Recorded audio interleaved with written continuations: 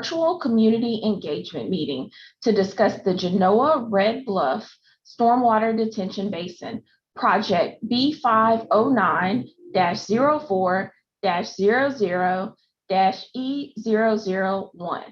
This virtual community meeting is being offered by the Flood Control District to share vital information with the community. My name is Sparkle Bell with the Flood Control District Communications team, and I'm joined tonight by a team of Flood Control District leadership and subject matter experts to ensure we continue to keep you up to date on these important flood mitigation projects in your community. We are also joined by staff from area elected officials' offices and community associations. We are so glad to see the community so engaged in these projects, and we look forward to continuing to share updates as we keep you all in the community involved. First, we would like to begin tonight's meeting with remarks from Harris County Precinct 2, Commissioner Adrian Garcia. Thank you and good evening, everybody. I'm Adrian Garcia, Harris County Precinct 2 Commissioner. Thank you to the Flood Control District for hosting this event. And before we begin, I want to send a sincere thank you to everyone for joining us this evening. I know that we are all still working through the impacts of the pandemic, and my hope is that you and your families continue to be safe. If you haven't already, please consider getting vaccinated. If you are hesitant, I completely understand, but I encourage you to speak to your doctor or medical expert to help answer any of your questions or concerns, and hopefully that will lead you to getting your vaccine. My office is hosting ongoing vaccination events throughout our precinct. If you're looking for a place to get vaccinated, be sure to call my office or follow the Harris County Precinct 2 social media pages. My team is updating those on a daily basis. Now let me transition to what brings us here this evening. We're here to talk to you about a flood control project that will help your community. As a part of my new Revive to Thrive initiative, this flood prevention effort will help protect the community and make a major step toward ensuring there are fair and equitable opportunities for communities throughout Precinct 2. Our goal is to focus on revitalization rather than gentrification by empowering communities and creating opportunities for our existing neighborhoods to be more resilient, inclusive, and thriving. With the right investments, resources, infrastructure, commitment, and community involvement, we can all progress and thrive. Harris County works best when all communities are thriving. I'm proud to be from Precinct 2, and I want everyone to know this community is a great place to live, work, and play.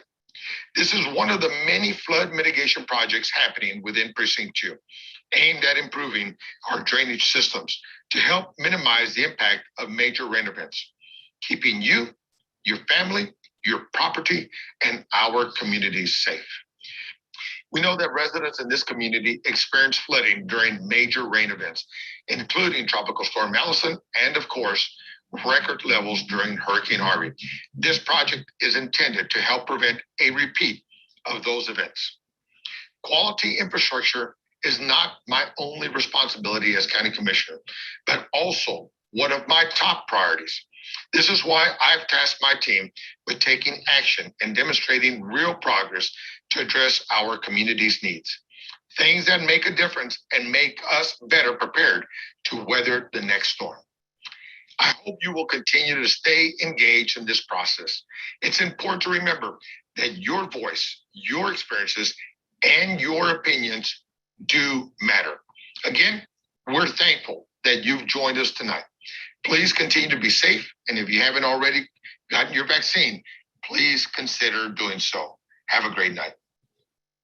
All right, thank you, Commissioner Garcia. We appreciate you joining us tonight for this meeting. This virtual public meeting will begin with a presentation to share project updates, including an overview of the Genoa Red Bluff Stormwater Detention Basin project, the recommended alternative, and next steps. The presentation will be followed by a virtual question and answer session with Flood Control District team members. Attendees will be able to submit comments and questions throughout the website or via phone, and any comments not addressed during the Q&A session will receive a response from the Flood Control District following the close of the public comment period. Instructions on how to participate in this virtual meeting are included on this slide, on the virtual meeting webpage, and the Flood Control District's website. I will also share a reminder of these instructions when we reach the Q&A portion of the meeting. We will now transition to Jonathan St. Romain, Department Manager, Capital Projects South, with the Flood Control District, who will share information about the district and this project. Jonathan, over to you. Thank you, Sparkle, and a special thanks to each of you for joining us here tonight. In this presentation, we'll give you a brief overview of this project. But before we get to project specifics, we want to share with you some information about the Flood Control District. The Harris County Flood Control District is a special purpose district created by the Texas legislature in 1937 in response to devastating floods that hit the Houston area in 1929 and 1935. The Flood Control District is governed by the Harris County Commissioners Court and works closely with other entities in our region, such as the Harris County Engineering Department and the City of Houston. The organization was created in part to serve as a local partner to leverage federal funding for flood damage reduction projects. Our mission has expanded since our founding, leading to billions of dollars in federal, state, and locally funded infrastructure improvements in the ground. The mission of the Harris County Flood Control District is to provide flood damage reduction projects that work with appropriate regard for community and natural values. One of the most difficult challenges we face is constructing effective projects that are sensitive to community and natural values in a highly urbanized area. Harris County includes 23 main watersheds, totaling approximately 1,800 square miles and more than 2,500 linear miles of channel. 2,500 miles is approximately the distance from New York to California. A watershed is a geographical region of land that drains to a common channel or outlet. Each watershed has its own unique characteristics and needs. The project we are presenting tonight is in the Armand Bayou watershed located in southeast Harris County. Our area is flood prone, and here are some reasons why. We receive extreme rainfall, including that from tropical storms and hurricanes. We have flat, slow draining land and clay soils that did not soak up excess rainfall quickly. While the Flood Control District plays a critical role in flood risk reduction, we are one of several entities involved in these efforts in our region. When rain falls on your roof, it flows through several jurisdictions, such as streets and drains managed by the Harris County Engineering Department, a municipal utility district, or a city such as the city of Pasadena, before it flows into a larger channel, creek, or bayou that the Flood Control District owns and maintains. This slide illustrates the various jurisdictions, which sometimes we even share with other entities. Inside neighborhoods, as shown on the left side of this illustration, storm sewers and roadside ditches collect stormwater runoff and start the process of moving it away from streets and homes. Storm sewers and roadside ditches are the responsibility of the underlying municipality and Harris County in unincorporated areas. The larger bayous and channels that take the collected stormwater and move it through our drainage system to Galveston Bay are the responsibility of the Flood Control District. This is shown on the right side of the illustration. In the middle is a stormwater detention basin, sometimes constructed by the Flood Control District. When storm sewers on the left are increased, this creates an increase in runoff. Since it is our policy to avoid any adverse impacts from our projects, detention basins help to safely take in and temporarily store excess stormwater during heavy rain events. Often we partner with Harris County precincts, utility districts, and others to add recreational amenities such as trails to these basins and along our channels. On August 25th, 2018, Harris County voters approved $2.5 billion in funds for flood risk reduction projects. This vote followed a series of meetings across Harris County in each watershed, which resulted in a list of what is now 181 bond projects.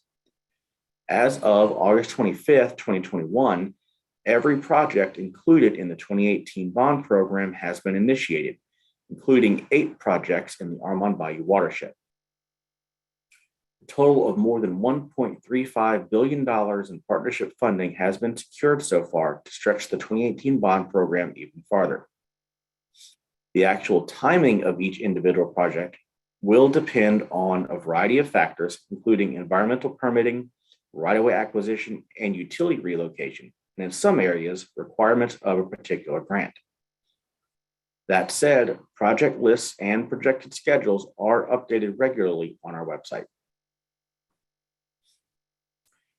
While the bond was for $2.5 billion, the full cost of every project in the bond tables is almost $5 billion.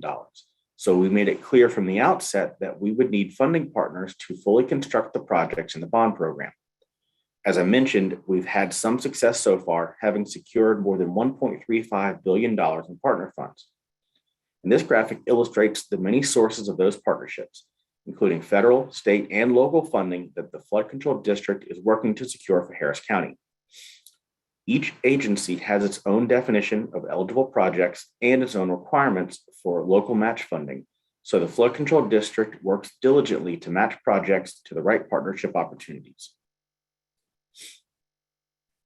We'll now move into the part of the program that is specifically about the Genoa Red Bluff Stormwater Detention Basin project.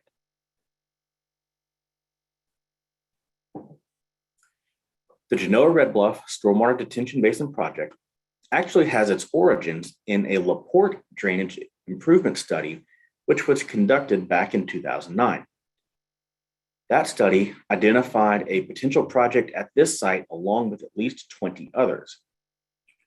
With the passage of the 2018 bond program years later, the Flood Control District was able to initiate a detailed study of the nearby Brooklyn area, which is just north of this project site. You can read more about our efforts specific to the Brooklyn area on our website. However, that study did help us confirm the need for a stormwater detention basin at the Genoa Red Bluff site. Preliminary grading and excavation of a portion of the Genoa Red Bluff Stormwater Detention Basin site, which we refer to as Phase 1, began in the summer of 2021 and is currently underway. Also in the summer of 2021, preliminary engineering began for the entire Genoa Red Bluff Stormwater Detention Basin, which we refer to as Phase 2. So where are we today? The Genoa Red Bluff Stormwater Detention Basin project is currently nearing the end of the preliminary engineering stage of its project lifecycle. We last presented this project to the community in November 2021 when it was in early preliminary engineering. Today, we will update you on our findings and the resulting recommendation as we move toward completion of the preliminary engineering report, or PER, this summer. So what is preliminary engineering? What is the purpose of a preliminary engineering report? Preliminary engineering is an important stage in the development of a project in which we conduct a detailed evaluation of the site. This evaluation will result in different alternatives for developing the site as a stormwater detention basin. This is where the Flood Control District balances the two parts of its mission: to provide flood damage reduction projects that work with appropriate regard for community and natural values. Ultimately, one alternative will be recommended at the conclusion of this project stage in a document called the Preliminary Engineering Report, or again, the PER. Performance metrics will be used to determine the recommended alternative along with community input. We will look for the alternative that is the most feasible and cost-effective to construct while minimizing environmental impacts and, last but not least, maximizing flood mitigation benefits. The Genoa Red Bluff Stormwater Detention Basin project is located within the Armand Bayou watershed in southeast Harris County. Zooming in, the project location lies in the city of Pasadena and unincorporated Harris County. However, this project was identified in part to address flooding issues in the Brooklyn neighborhood, which lies to the north within the city of LaPorte. It's important to remember that flood risk reduction efforts in an area work together for the overall benefit of an area or watershed, and often not just for the city or subdivision in which they're located. The detention basin site is located along Armand Bayou tributary that we call B109-00-00 and can also be known as Spring Gully. The project site is just outside of the 100-year floodplain for Spring Gully and Armand Bayou. This is shown here on the lighter shade of blue near the southern end of the project site. When we say 100-year storm event, we mean that it has a 1% or 1 in 100 chance of occurring in any given year. For reference, according to updated rainfall data, a 100-year storm event in this part of Harris County equates to about 18 inches of rainfall within a 24-hour period.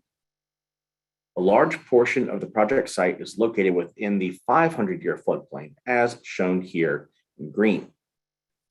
A 500-year storm event has a 0.2% or 1 in 500 chance of occurring in any given year.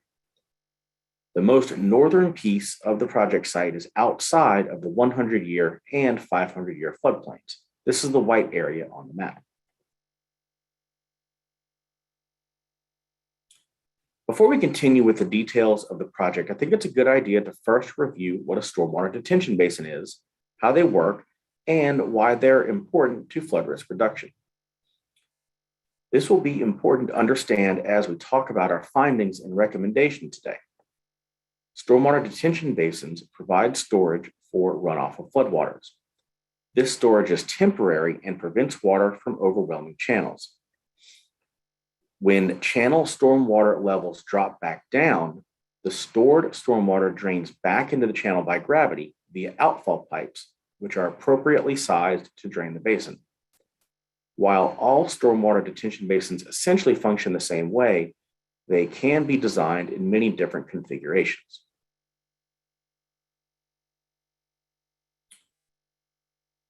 For this project, we looked at two types of stormwater detention basins and their compartments, wet bottom and dry bottom. Both types fill up and temporarily hold stormwater during a storm event. A wet bottom stormwater detention basin has a permanent pool of water, which helps with aesthetics and water quality. The area above the wet bottom, all the way up to the basin banks, is what is available for additional stormwater storage. As its name implies, a dry bottom stormwater detention basin features a dry basin with a grassy lining, which is designed to drain dry after each rain event. Each alternative for this project allows for potential partnerships with other local entities that may wish to build recreational amenities such as trails. While the flood control district does not build these features, we do coordinate with entities that do. So when possible, our facilities can support dual purposes, flood risk mitigation and recreation.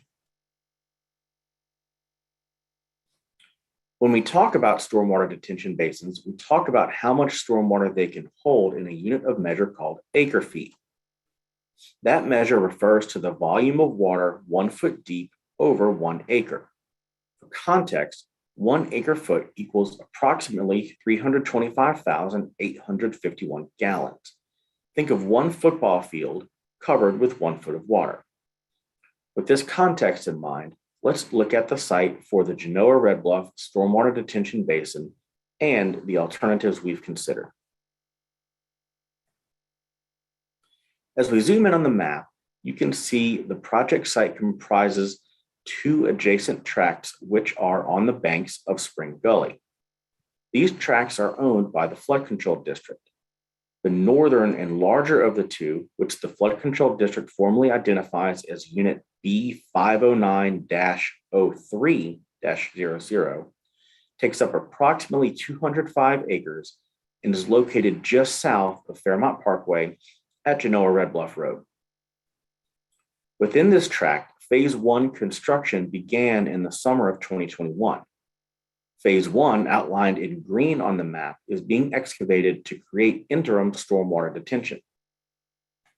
The southern and smaller tract, which we identify as Unit B509-04-00, spans approximately 62 acres.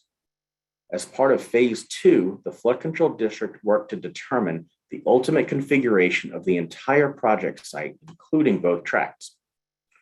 Both will work together to hold excess stormwater, and both will complement the regional plan for the Armand Bayou watershed. Last November, we shared 4 preliminary alternative concepts for configuring this basin site. Since then, we've taken a closer look at those potential alternatives. As we share those with you now, we're going to rotate the orientation of our exhibit so that north is toward the right of your screen and east is pointing up. East would be down. East is pointing down. This view will give you a better look at the renderings.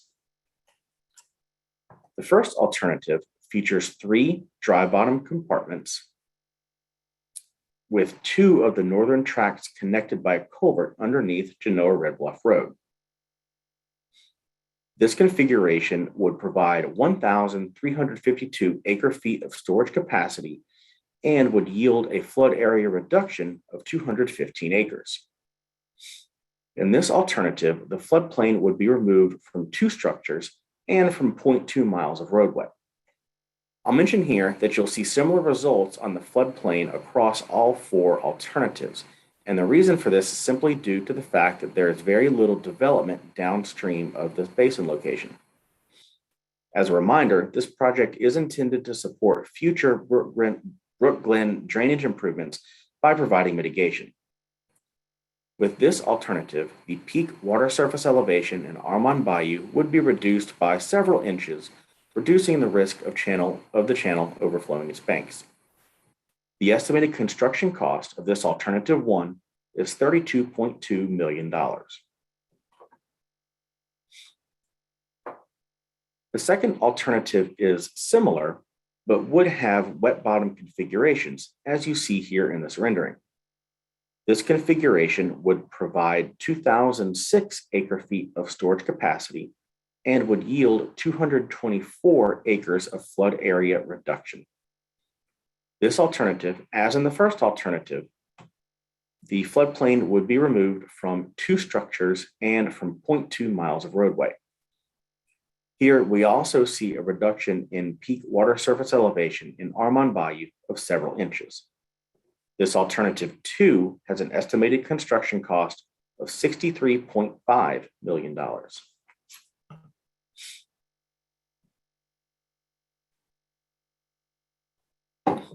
This next alternative splits the larger central compartment into 2 and merges with the channel to maximize stormwater holding capacity. In this alternative, all compartments would be dry bottom. In this configuration, we would see about 1,500 acre-feet of storage capacity and 237 acres of flood area reduction. Again, as with the other alternatives, the floodplain would be removed from 2 structures and 0.2 miles of roadway. Armand Bayou sees a reduction in peak water surface elevation of several inches with this alternative as with the others. And with this alternative 3, we have an estimated construction cost of $41 million. Alternative 4 is similar to alternative 3 in that the central piece would be merged with the channel to maximize capacity. However, in this alternative, that 1 central compartment would be dry bottom with the other 3 as wet bottom compartments. This configuration would provide about 1,800 acre-feet of storage capacity and would yield a flood area reduction of 239 acres. Again, we see the floodplain removed from 2 structures and from 0.2 miles of roadway. Here, we still see a peak water surface elevation reduction of several inches in Armand Bayou. The estimated construction cost of this alternative 4 is $58 million. This slide shows you a summary of our findings at the 100-year level of service for each of the 4 alternatives. You can see a range in estimated construction costs from $32 million to $63.5 million. As the basin's storage capacity, measured in acre feet, increases, so does its cost. You can also see here that the flood area reduction associated with each alternative ranges from 215 acres to 239 acres. You'll see here the consistency in the number of structures and the miles of roadway that would have the floodplain removed, which is the same among the four alternatives. Again, this is a reflection of the lack of development in this area. Remember, an additional purpose of this basin is to mitigate for future channel and drainage improvements that will help reduce flooding in the neighboring Brooklyn area. Because our policy is to avoid any adverse impacts from our projects, there must be mitigation for increased flows from upsized neighborhood drainage systems or increased channel capacity. This stormwater detention basin will temporarily store increased stormwater, so there is no adverse impact downstream of such drainage improvements. As you know, we also analyzed the reduction in peak water surface elevation in Armont Bayou. The range of reduction is between approximately 8 and 11 inches, depending on the alternative. In making a recommendation, we analyzed and compared the benefits and costs of each of the four alternatives. One thing you'll notice in reviewing this summary is that there is only about a 10% difference in flood area reduction from alternative 1 to alternative 4, but that 10% increase comes at nearly twice the cost. As we conclude our analysis, alternative 1 is our recommendation for configuration of the entire basin site. So let's take a closer look at this recommended alternative. Once again, this is the alternative which features 3 dry bottom compartments. As a reminder, dry bottom basins are designed to drain and remain dry between rain events. When stormwater levels in Spring Gully drop down after a rain event, the stored stormwater will drain into the channel by gravity via 4 weir structures and outfall pipes located on the eastern edge of the basin. As a side benefit, dry bottom basins do not tend to attract birds, which is important because the basin is near several area airports and wildlife can pose a safety risk to aviation. The compartments of the basin will each be surrounded by a 50-foot maintenance berm, wide enough to accommodate possible future trail installation if a recreational sponsor is identified. Pilot channels within the compartments will help to drain them dry.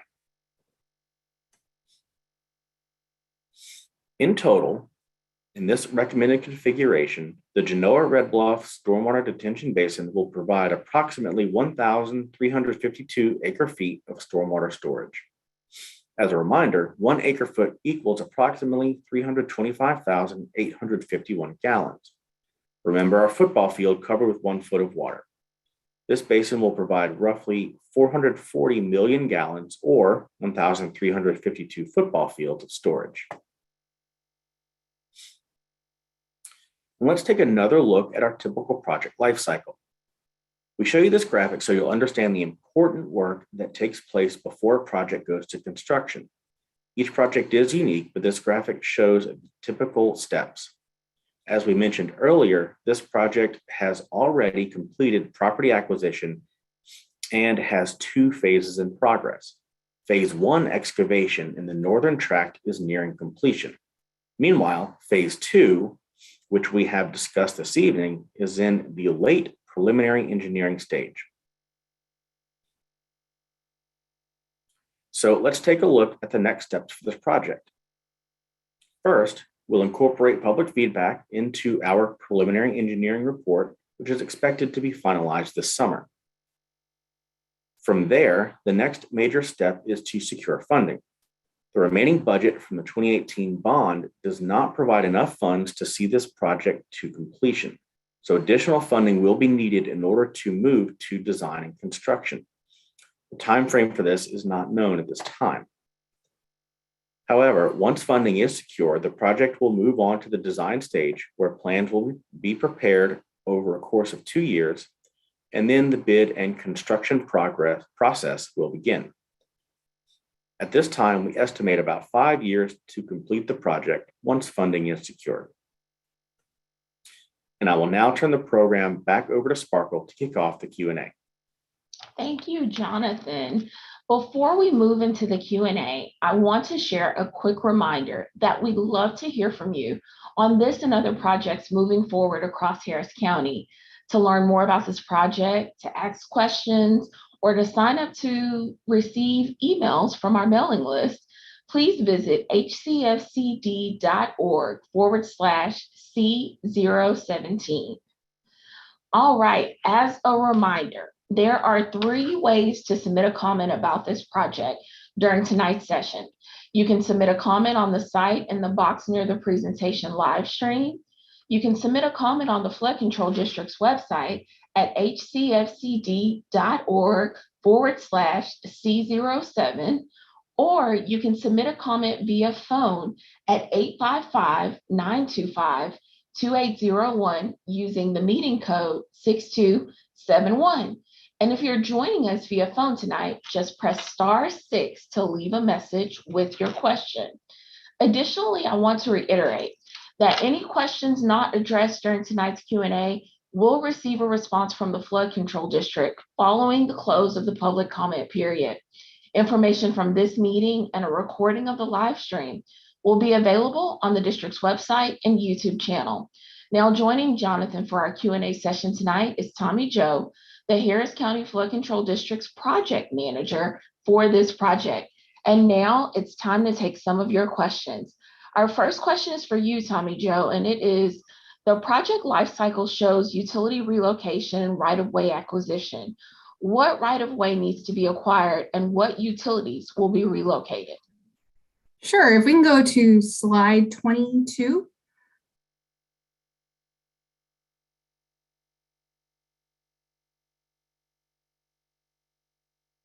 Perfect, thank you. So here we're going to show the different cells that are shown in purple. One thing you can notice is that the B50903 track, which is to the north, is bisected by Genoa Red Bluff. Along that road, there are a number of utilities that we will have to make sure that they are not in conflict with any of the culverts that are going between the basins. And also there is a utility corridor that follows along the west side, which is on the left side of the screen. And that comes down and actually goes in between B50903 and B50904, which is to the south. And then that utility transmission line continues and then it turns again before it gets to the channel and goes south, and it will be between the channel and the B50904 track. So one of the things we want to make sure is when we go through and put our outfalls is that we're not conflicting with any of the power poles that are with that utility. If there are any adjustments that we need to do, we'll work with CenterPoint Energy and get that worked out during the design phase. Now, in terms of the right-of-way acquisition, we own the site for B50903 and B50904, which is shown in purple or in red maybe. And that site, we don't have to do anything further. Like I just said, we do have a utility coordination that we have to do with CenterPoint Energy that might require some easements or fee acquisition from CenterPoint Energy, but nothing further. All right, thank you, Tommy Joe. The next question is for you, Jonathan. What do you mean by peak water surface elevation? Can you explain that term? Yeah, when we talk about the peak water surface elevation, we're talking about the maximum level that the water rises to, typically in a channel when we're looking at a flood risk reduction project and we look at actual information from these channels, whether it's rain gauges or we look into our hydraulic and hydrologic modeling software. We look at the maximum water surface elevation that the water in those channels rises to. And our goal is typically to provide components to these projects that will reduce that peak. And so we do what we would call modeling particular storm events We talk about the 100-year and 500-year event, and we plug those rain events into the models, and those models will tell us what the peak water surface elevation or the maximum level that the water is going to get to in the channel. And then when we play around and put in all of these proposed detention basin configurations, we like to, of course, pick the one that reduces that peak the most, because that's what's going to provide the most flood risk reduction.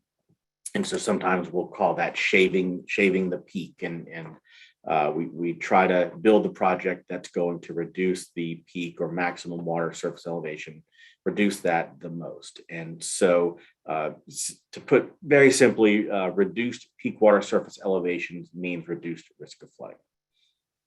All right, thank you. Tommy Joe, the next question is for you. The benefit summary showed that the floodplain would be removed from only 2 structures and 0.2 miles of roadway.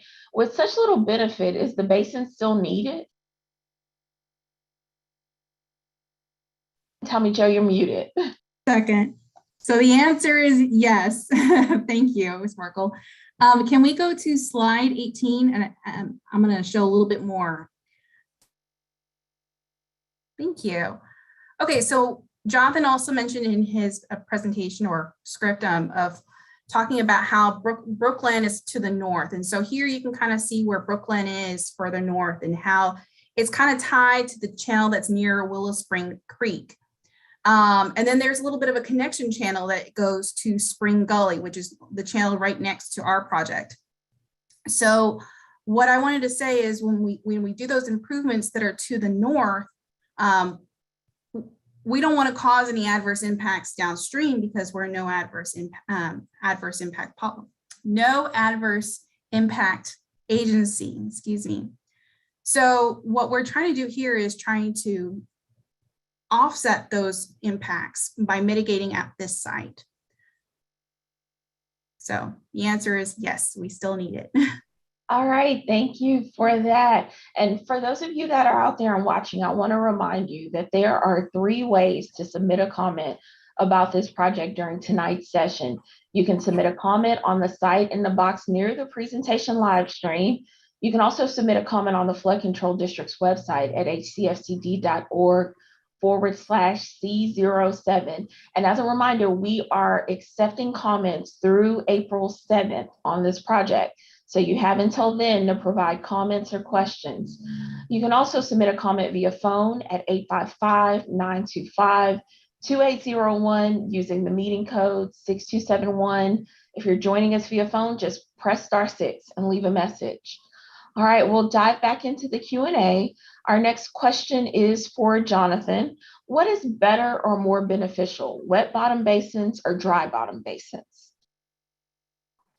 So the easy answer is it depends. And as we looked at today, we can put these wet and dry bottom basins in multiple configurations. And a lot of times there's a lot more variables that matter more to what's better than just wet or dry bottom. And so sometimes wet versus dry becomes more of an aesthetic question rather than a project benefit or flood risk reduction question. But on that, typically we would see that wet bottom basins can hold a little bit more volume.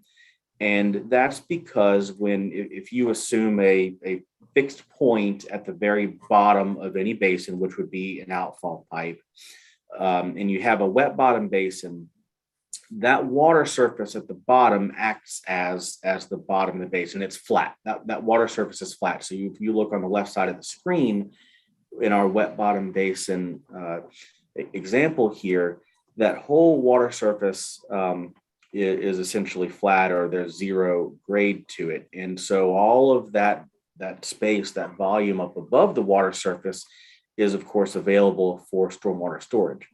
On the right side of the screen is the dry bottom basin you see the grass growing there. And in order for that thing to stay dry, drain properly, and be maintainable, you can even see the lines on the screen where there's been a tractor to go mow that thing. In order for that to happen, there's got to be a grade or a slope on the bottom of that basin. And because of that grade or slope on the bottom of that basin, we actually lose a little bit of storage volume in it. And depending on the size and shape of the basin, it can mean a little or a lot of storage volume lost because of it. But again, as I mentioned, there's a lot of other variables that we look at rather than just wet versus dry in terms of determining which is better. And in our examples of the 4 alternatives, we saw some of that here because there's some differences in whether or not the basin is completely connected or in line with the stream, or if it's offset from the channel and water only gets in from an inflow weir and out through the outfall pipe. And so some of these other factors can matter more than the wet versus dry question. And like I said, a lot of times this question comes into play when we start talking about and considering the aesthetics of it. And that's when the wet bottom basin really is preferred a lot of times because I think you can see here on the picture, the wet bottom basin there is pretty to look at and gives us opportunity for vegetation and wetland planting, tree planting, that kind of thing. And then I'm sorry, Sparkle, I'll take a little time on answering this one, but it's important to also mention towards the end of the presentation, I think we talked about the airport consideration and the wildlife consideration, and so we do have to take that into account, that we're quite close to Ellington Field, and we've coordinated with the FAA and Houston Airport System on really preferences to not have wet bottom basins that are in fairly close proximity to these airports. And so that's also part of the decision there. All right, thank you for that very detailed answer, Jonathan. All right, our next question is one that we get pretty consistently across these community engagement meetings. Let's talk funding. How is this project being funded? And Tommy Jo, if you are, Tommy Jo, Yes. will take that one. Yes, I'll take this one. So this project was identified as part of the bond program that was approved by Harris County voters on August 25th in 2018. That money set aside was able to get this PER started. We do not have the funding for construction, but for the ultimate configuration, but we did have funding for the phase 1. And if actually we can go back to slide 22. And here you can kind of see a little bit of a segment of where that phase 1 excavation is going on right now. So as funding becomes available, we will definitely move into construction and get this site excavated. Now, in terms of sources for those, Jonathan, do you want to take on that part of the question of sources of funding for future? Sure, we can talk about sources for funding. I can tell you that the bond in our bond program, this is under bond ID C-07, and in that for this project right now, the phase 1 that Tommy Jo just referenced, there is $3,750,000 that is covering this project so far. And then that's how this phase 1 is being constructed from the $3.75 million that is in the bond program of Harris County Flood Control District bond funding. In addition to that, we have listed as partnership funding over $11 million or $11.25 million. We have not yet identified a partner for that funding. And even above and beyond that, there is also opportunity to get additional partnership funding. Because as we talked about, some of these construction estimates that you see here are above that $11 million that's listed for our funding partner for this project.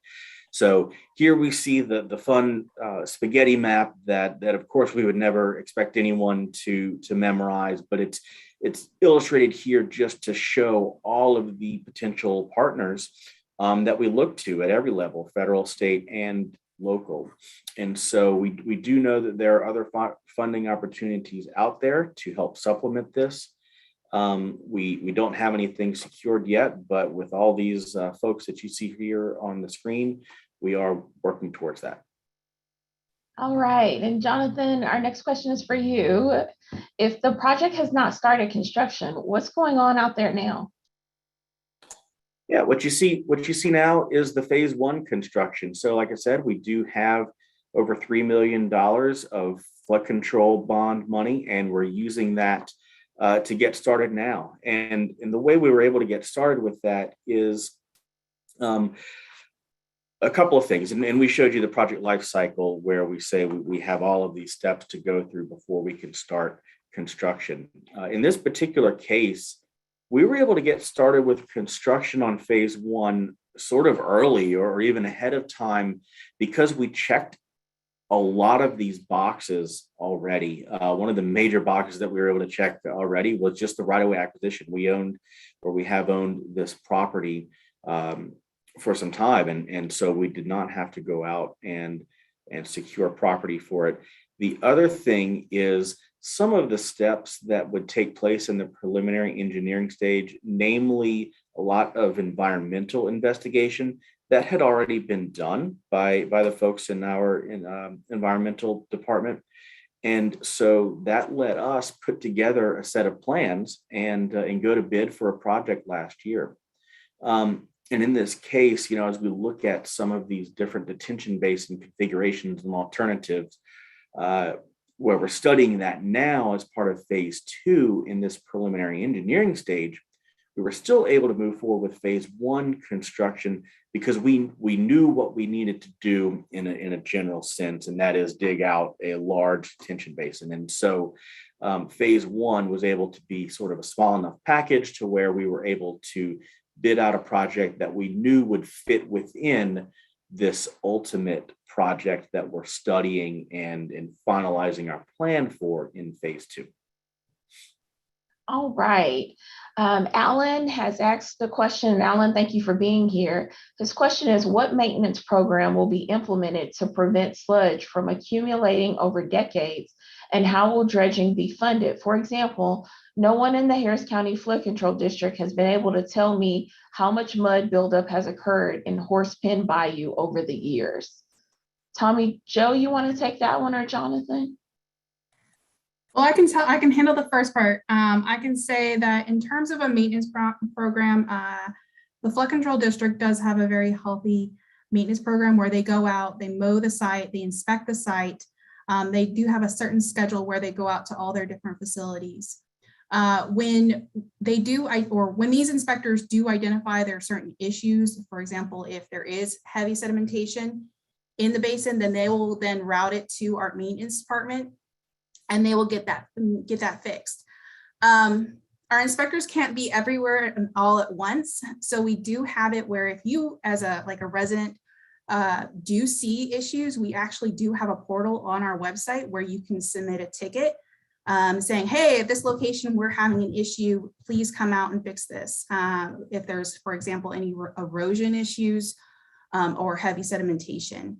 And even if you have pictures, you can also upload those pictures too. So that's a great way of getting that ticket routed quickly. In terms of how much is being measured, some sites are different. Sometimes you can visually see that there's a problem, so that there isn't necessarily a measurement of how much mud is being built up. They see the problem and they go and fix it. Now, in some areas, some areas may, if there is, like, for example, a wetland, you don't want to disturb that wetland all the time. You want to have it be healthy, and you have to kind of maybe watch where it gets to a certain point. And then you would send out your maintenance crews, and that measurement is done with survey. They'll go out and send crews out, and they'll go with their little sticks and all their equipment and measure how deep things are getting. And if it reaches a certain threshold, then they'll send out their maintenance crews and go get that fixed. Jonathan, you want to add anything, or you have a longer history? No, I don't think I have anything to add. I think you got all the points there. Okay. All right, let's jump back in. Oh, I was just going to say, Alan, if you ever have any questions about that, you can also submit a question directly to the website as well. Yeah, absolutely. Our website is a wealth of information, and we work very hard to be responsive to residents in Harris County as we get questions and comments in. All right, so our next question is for Jonathan. When do you anticipate construction to start, and how long will it take? Yeah, so that is difficult to say. We talked through a minute ago about trying to secure funding, find a funding partner, and so it really depends on that. Um, we do look for a design of a couple years. I think with this basin, we show 2 years here. It might be a little less than that, um, and and so it's just difficult to say. The question all lies, on when we can find a funding partner. But please stay tuned to our website, and we'll come back to you with updates certainly as soon as a funding partner is identified to let that we're making progress. All right, Tommy Joe, our next question is for you. I drive through this area. Will there be traffic and other impacts during the construction of this project? Sure, if you want to go to slide, perfect, this is actually perfect. So what you'll see is the site for Genoa Red Bluff. And on here, there are going to be access points from Genoa Red Bluff that will enter into the site. Now, when they turn, there may be a pause where they have to if there's the truck behind them, they'll need some time to turn onto the site. But generally what they'll do is they'll work directly on site, which is going to be off the road. And then they'll use the maintenance firm to work around or get around the facility. And that's going to be for the track on either side of Genoa Red Bluff. In terms of any other additional impacts, no, we are quite aware of peak traffic times. So we try to avoid also working during those peak traffic times as well, and trying to keep our noise down as well for the traffic that goes on from these trucks. All right, thank you. About the second most question that I hear repeated the most is this next question, and it's regarding amenities. So Jonathan, will you take this one? Will there be trails around this basin? Sure, I can take this one. Actually, we can go right back to that, the same slide we were just on a minute ago. There you go.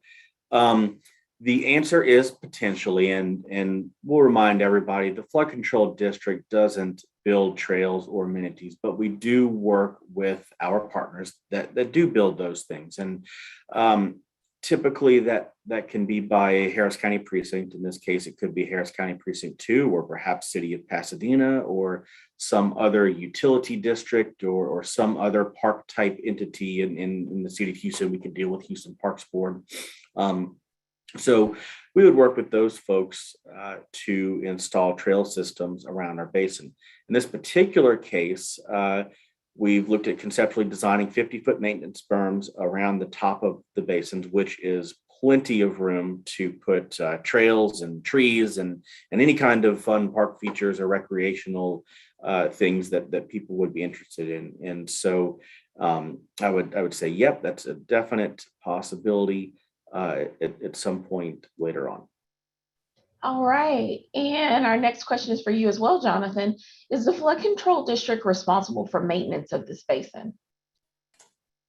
Yes, the flood control district does maintain its own basins. Oftentimes, though, it's sort of as with the recreational amenities thing we talked about a minute ago. We do sometimes sign agreements with other entities. A lot of times it'll be a utility district or maybe even an HOA who would like to mow those basins more frequently. But the flood control district does provide maintenance and upkeep of the basins. On these dry bottom basins, that is typically just the mowing of them, but we also inspect and make sure the side slopes are not eroding away and that they're functioning properly. We talk about inflow weirs and outfall structures, and so our maintenance crews make sure to inspect those and make sure those are not getting clogged and those function properly as well. You see here on the left side of the screen, we've talked about the wet bottom basin tonight, but there's a little different kind of maintenance that happens there on the wet bottom basins, because typically we'll have other kinds of vegetation that need to be managed and maintained. Either it's trees that are planted or special wetland vegetation that of course wouldn't be mowed over, because we want that to grow up and stay natural. And so there's different kinds of maintenance depending on the different kinds of basin that we have. All right, and our next question is for Tommy Joe. Why is this basin divided up into parts? Wouldn't it hold more stormwater if it was one big basin? Yes, if we can go to one of the basin layout maps, I think slide 20. Yeah, that's perfect. Okay, great. So one of the things that we would say for big basin versus all these little different compartments, yes, there would the site would hold more water if it was one giant cell, and we had more of the soil taken out and we had the road taken out. But the problem is, if we start taking out the road and if we start taking out that major utility corridor that bisects B50903 and B50904, what's going to happen is that will exponentially start increasing the cost, and then it will also start limiting mobility through this area, which will start impacting a lot of the community around. So one of the things is trying to figure out that nice balance between, okay, how are we reducing the flood risk through this area, or mitigating for Brooklyn further north, and then taking consideration the cost that is involved for constructing this facility. All right, and our last question of the evening is for Jonathan. Can you say again how much stormwater this basin will hold, and what do you mean that it will mitigate for other drainage improvements? Sure, I can say again how much it will hold. There we go. We've got the 1,352 acre feet of stormwater detention. And so that's what we're looking at. Again, sort of to maybe help you reference it, it's about 1,350 football fields with 1 foot of water on that. And the second part of the question was about mitigation. What do you mean it will mitigate for other drainage improvements? So that's right. We talked about the other future projects that we have on our list for the Armand Bayou watershed, and those include what we would call upstream projects or channel improvement or storm sewer projects coming from potentially the Brooklyn neighborhood, as well as I think a couple other neighborhoods just north or along a Fairmont Parkway. And what we're looking to do in the future is increase the channel capacity of those to sort of deliver more water downstream along our B109 channel or Spring Gully. And in order to do that, we first have to provide storage for that increased stormwater. At the beginning of the presentation, we talked about what happens when we increase storm sewers. We can't have any adverse impact, or we can't raise, we talked about the peak water surface elevation as well. We can't raise those water surface elevations for any other areas. And so when we look at future channel projects in this Brooklyn neighborhood or north of the Genoa Red Bluff detention basins, when we look at those channel improvement projects, we have to look at that in combination with a detention area in order to store that increased stormwater. And that's what this Red Bluff or Genoa Red Bluff Stormwater Detention Basin is going to be in the future. It's going to store the increased stormwater that's coming from those future channel improvements projects to the north. All right, and I spoke too soon. We had one more question come in, so we'll take that. If a wet bottom basin is selected, will there be a plan to drain the entire basin if a storm is predicted to make landfall here? It will increase storage capacity. Who wants to take that one? So I can take that one. The answer is no. When we talk about a wet bottom basin, you see here on the picture, that wet bottom is the bottom of the basin, and there at the surface of that water is an outfall pipe that would drain anything else that gets into that basin. So you're looking at that basin there. One drop of water falls into it. That means one drop of water will fall out. In theory, one drop of water falls out through the outfall pipe. And so there's not a physical way to drain the water surface that you see there. There's not another pipe. We don't do pumps. We would not pump out that water ahead of a storm. It's been a policy for a long time for the Harris County Flood Control District to not employ pumps or pumpage systems. And so, nope, that's not what we do. If we do a wet bottom basin, we try to get that as low as possible to maximize, of course, the storage that's above that wet bottom, that water surface there. But no, we would not have the ability to remove that water ahead of time. All right, thank you for that. And thank you all for being here this evening. With that, I would like to share one final reminder that we are continuing to accept comments and feedback on this project through April 7th, 2022. We also encourage everyone to get flood insurance as flood season in Harris County runs year round. Thank you all again for joining us this evening and for your engagement with this project. We look forward to continuing to share updates as our work moves